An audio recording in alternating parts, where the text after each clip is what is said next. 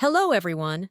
Today, I'm going to show you how to create our ChatGPT with internal knowledge template from scratch. This is a very useful tool, and if you want to know what it does, there's a demonstration video linked in the description below. First, head over to the My Flows tab and create a new flow.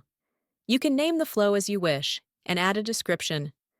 After that, you'll be directed to the templates page, but since we want to build this flow manually, you can close that tab. Now, you'll be greeted by your canvas.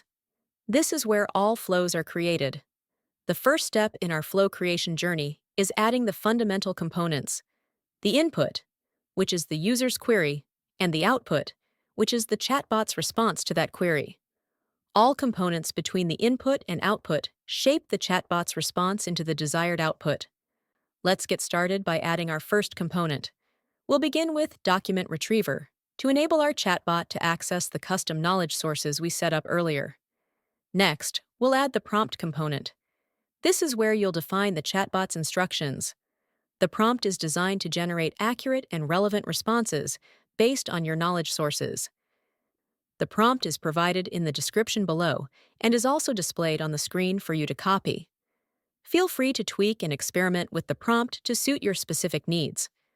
After setting up the prompt component, don't forget to add chat memory.